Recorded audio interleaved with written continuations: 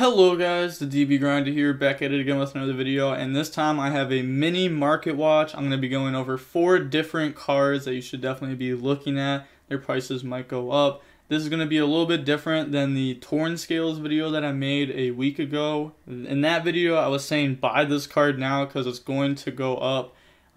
This is not exactly the same as that kind of video. Also, if you want to help support the channel, please use my TCG Player affiliate link. All the money I make off of that is going to go directly back into the channel through giveaways. So I appreciate you if you use that. And let's hop right into this. So going over the first card, we're going to have Evilstorm Nightmare DT. I wanted to show all the prints of the cards. It does come common and super, so there are cheaper versions of this card. You don't have to go out and buy the expensive one. But we are going to be looking at the DT one.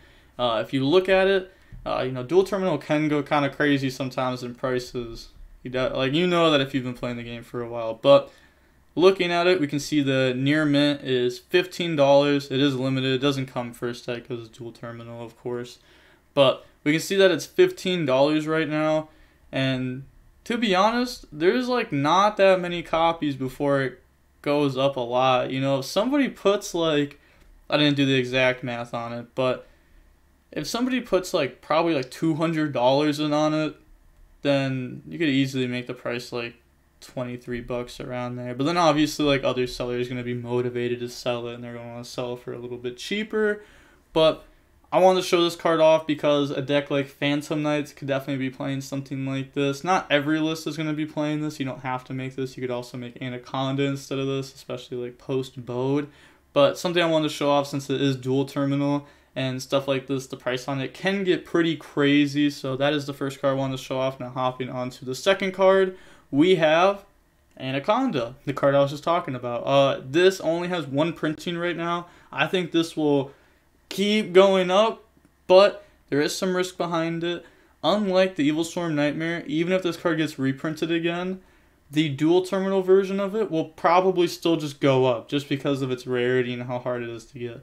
A card like this, if it gets reprinted, then it's going to go down in price for sure. So make sure watch out for that, because this card definitely could get reprinted at any moment. But going ahead and looking at the near mint first ad, that's Italian. Not looking at Italians, looking at Englishes. Oh, pretty much always pick up English if you want to buy and sell stuff, since most people are okay with getting English. Foreign stuff you can pick up, but don't. I wouldn't suggest it. Usually you only pick up foreign stuff if you know someone who wants a foreign version of something, and then you just get rid of it to them, or if you can get it for cheap. But or you swap it at tournaments and stuff. But okay, going on to the Anaconda, you can see that it's about $66 for the near mint first ed. If you're looking at the recent sales, you would see today that it was selling for about $53.60. Also, I should have gone over that for this.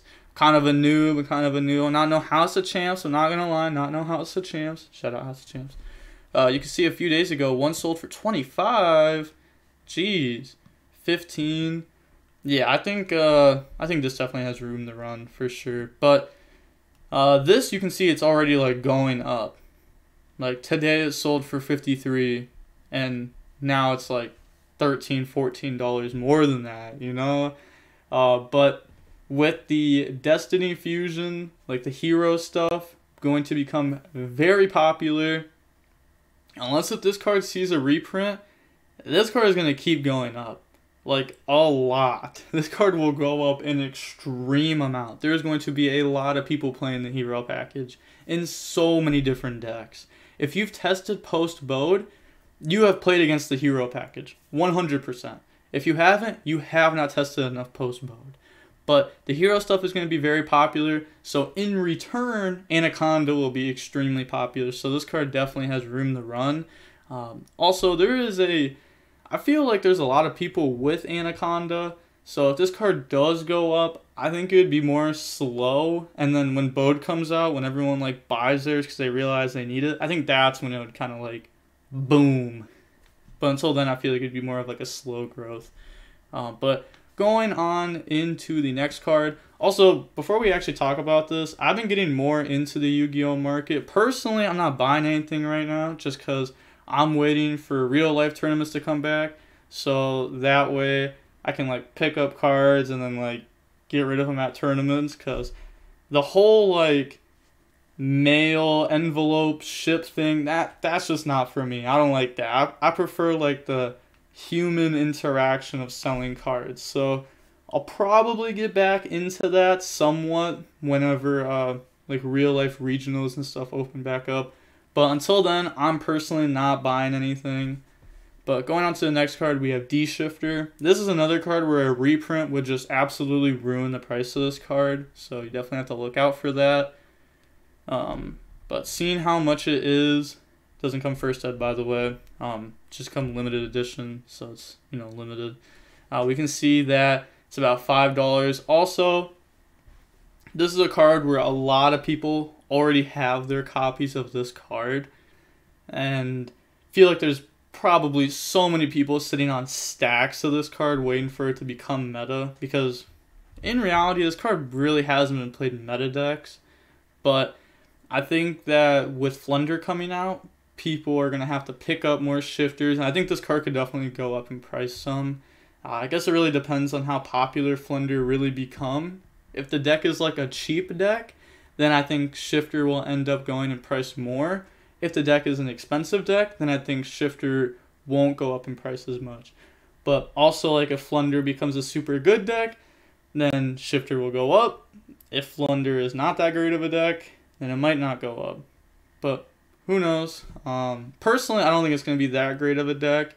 But if it's a cheap deck, then, you know, it's going to make Shifter probably go up, just because a lot of people are going to pick the deck up and they're going to need 3 of these, because this card is a staple 3 of in the deck.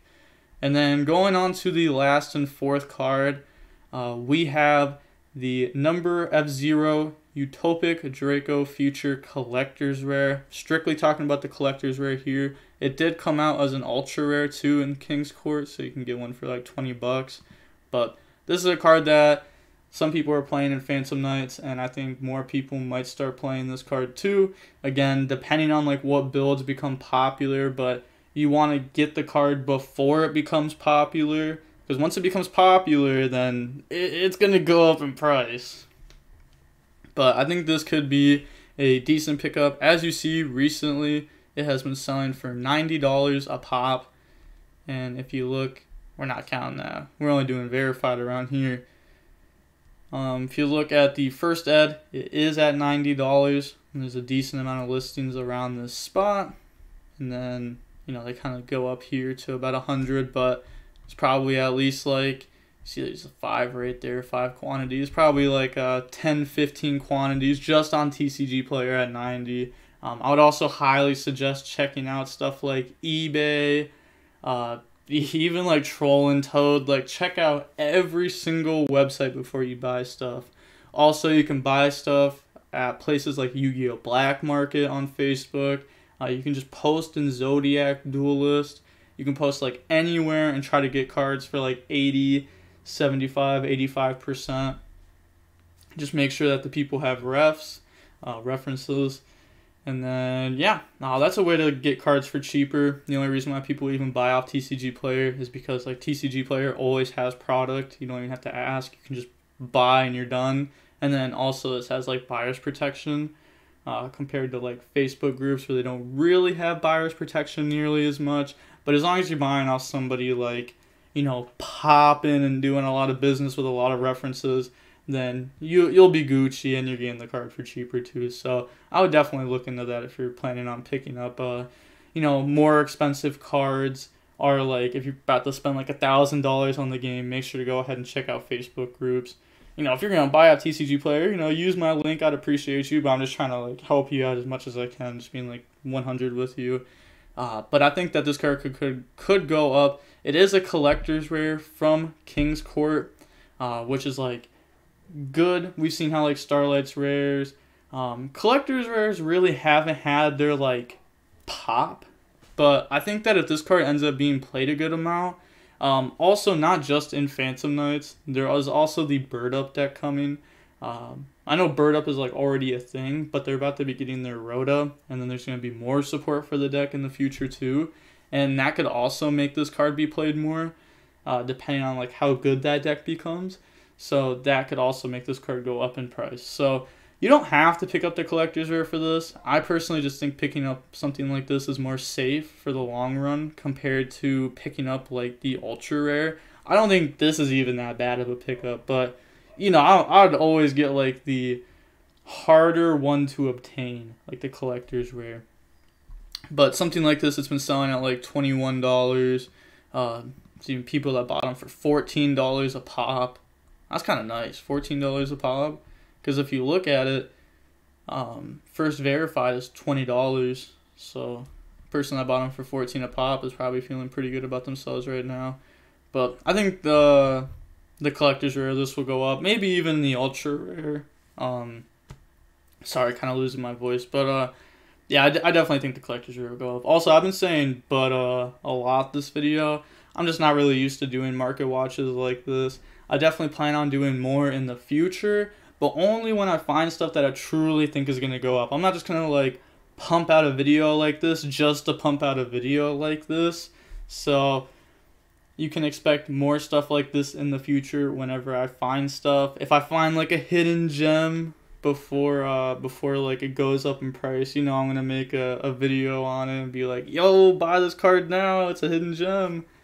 So also whenever like events open back up and I start purchasing things, I know there's a certain way that people look at it. I know House of Champs, how he does it is he doesn't buy the stuff that he talks about because he doesn't want to like artificially inflate the market with what he's buying and then like profit off of it, which I think there's two ways to look at it. And his way to look at it, I think that's perfectly fine. I can see his perspective. I understand it. I think there's also another perspective where like if you're talking about golden tickets, then you should be buying them yourself and then tell other people about it, and then they can also buy golden tickets too. And then like, you know, if I'm eating, everyone's eating, you know. But yeah, I'll probably end up doing both like that, just depending on like what the card is. Because I don't know, whenever events open back up, I'll probably do a few buyouts, you know.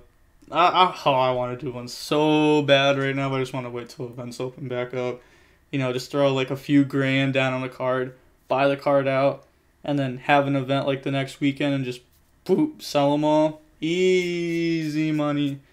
But with all that being said, the DB Grinder signing off. Let me know how you felt about this video, and have a nice day.